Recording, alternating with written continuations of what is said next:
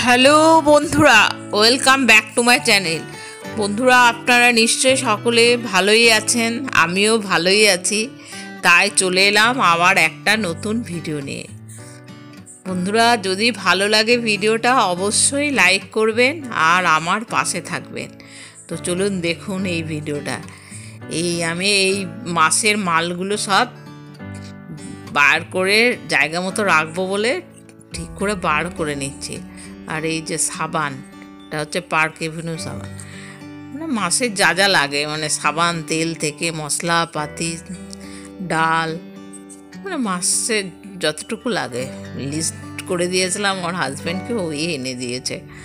আমি তো বাজারে তেমন একটা যাই না, ওই হাজব্যান্ডই সব বাজারপত্র করে, ওকে সব লিখে দিই, ও সেই মতো সব জিনিসপত্র এনে আমার যা যা লাগবে।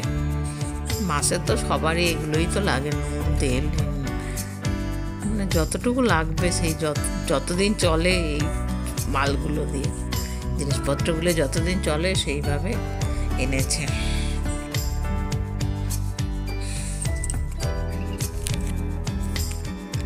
বন্ধুরা, ঘুম থেকে উঠে আমার প্রথম কাজ হচ্ছে রুটি করা। আটা মেখে, এই যে আটা কতগুলো মেখে করা হয়ে গেছে, লেচি করা হয়ে গেছে, আর দেখছেন কতগুলো রুটি বানাবো।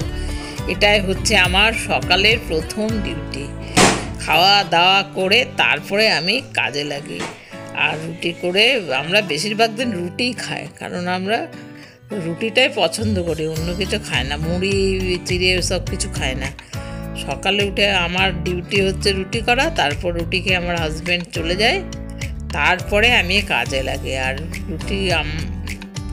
রুটি খেতে আমারও বেশ ভালোই লাগে। আর আমার হাজব্যান্ডের সুগার আছে, সেই জন্য রুটি করতেই হয়।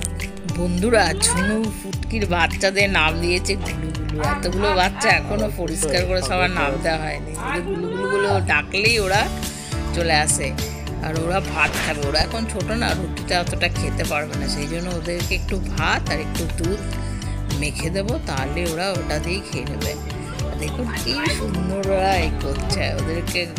ওদেরকেই দিয়ে দিলাম খেতে। আর এইবারে ফুটকিকে একটু রুটি দিলাম, আজকে শুকনো রুটি দিলাম, দুধটা আজকে তেমন নেই। আর ও এইদিকে বসে আছে, আর একে ঝুনুকে একটু দুধ রুটি দিয়ে দিচ্ছি। ঝুনু একটু দুধ রুটি খাক। ওরা এখন ডেলি দুধ রুটি খায়, কারণ ওদের বাচ্চা হয়েছে না, তাই একটু করে দুধ দিয়ে দিই। বন্ধুরা, আমার হাজব্যান্ড চলে যায়, তারপরে ঘর ফাঁকা হয়ে যায়, তারপরে আমি কাজ শুরু করি। যে আমার প্রথম কাজ হচ্ছে এই বিছানাটা একটু পরিষ্কার করে নিচ্ছে, মানে লেপগুলো তুলে নিচ্ছে, যেগুলো গায়ে দিয়েছিলাম। লেপগুলো আমি এখনও ইউজ করছি, আপনারা দেখে নিশ্চয়ই অবাক হচ্ছেন। আমাদের এখানে ঠান্ডা আছে, ওর যেমন তেমন ঠান্ডা, মানে যতদিন লেপের ওয়ারটা না কাঁচা হয় ইউজ করছে। আর আমার হাজব্যান্ড ওই কম্বলটা ইউজ করছে।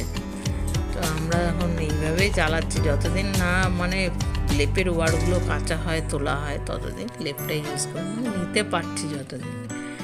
এখনও তেমনভাবে গরম পড়েনি আমাদের এদিকে, একটু একটু ঠান্ডা আছে। বিছানাপত্র সব গুছানো হয়ে গেল। এইবারে নিট অ্যান্ড ক্লিন করে রেখে দিলাম। এইবারে ঝাড় দিতে যাবো। আমি উপর ঘর থেকে ঝাড় দিই, বেশিটা উপর ঘর থেকে ঝাড় দেওয়া শুরু করি, তাহলে সুবিধা হয়। আর এদিকে ঝাড় দেওয়া শেষ হয়ে গেছে, আর এদিকে এই বাচ্চাগুলোর সঙ্গে একটু খেলে নিচ্ছে। একে একে সব কাজ শেষ করছি, একটু একটু করে সব করছি।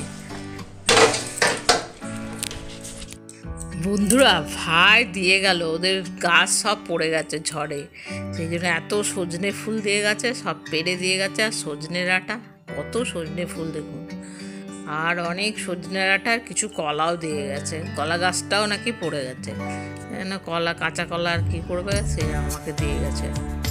ওই অনেকগুলো দিয়ে গেছে।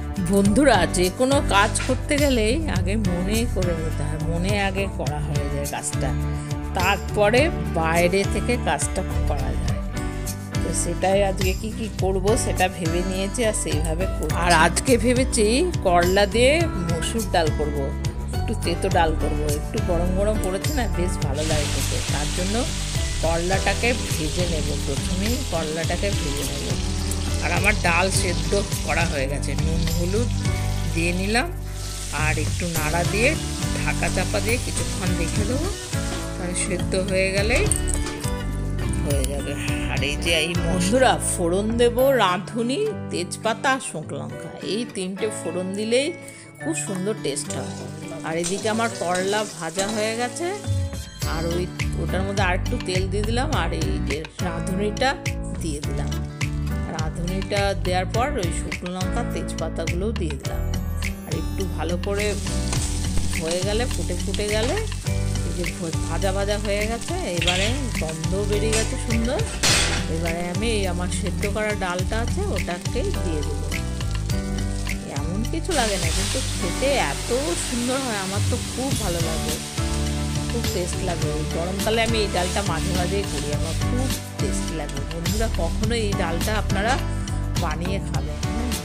আর একটু কাঁচা লঙ্কা, আর এবার ভালো করে ফুটে যাক, তাহলেই হয়ে যাবে আমার ডাল। এই যে এবার নামাবার অপেক্ষা। বন্ধুরা আমার দিনের বেলার বেশি সময়টাই চলে যায় রান্নাঘরে, অনেকক্ষণ রান্নাঘরে থাকতে হয়।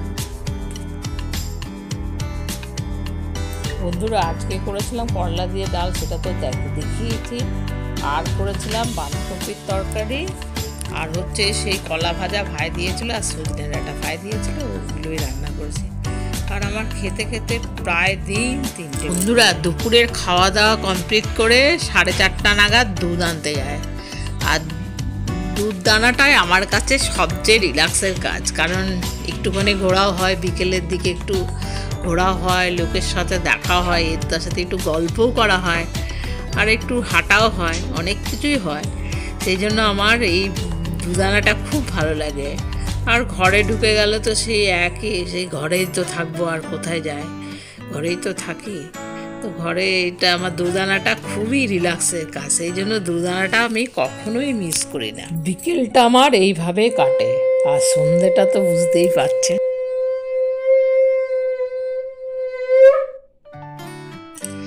বন্ধুরা সন্ধে জ্বালার পর আর কোনো কাজ থাকে না, এবার শুধু আমার মোবাইল ঘাটা, সেই সন্ধ্যে থেকে একেবারে 9:30 পর্যন্ত, যতক্ষণ না আমার হাজব্যান্ড আসছে। আমার হাজব্যান্ড আসলেই আমার ডিউটি আবার শুরু হয়ে যায়। তারপর রুটি করে, শুধু রুটি বানাই, রুটি করে খাওয়া দাওয়া করি, আর দুপুরের তরকারি দিয়ে, তারপর খেয়ে দিয়ে একটুখানি কিছুক্ষণ টিভি দেখে ঘুমাবার পা। প্রাথমিক সদস্য পদে ইস্তফার আর্জি নেতার, এবার কি তবে বিজেপিতে যোগ? জোরালো জল্পনা। বন্ধুরা আমার হাজব্যান্ড 11টা 11:30 নাগাদ শুয়ে পড়ে, ওই কিন্তু মশারিতে টাঙায়। আর আমার শুতে শুতে প্রায় 12টা, কখনো 12:30টাও বেজে যায়। বন্ধুরা আপনাদের সকলে শুভ কামনা করে আর ভগবানকে প্রণাম জানিয়ে আমি আমার ভিডিও শেষ করছি। ধন্যবাদ।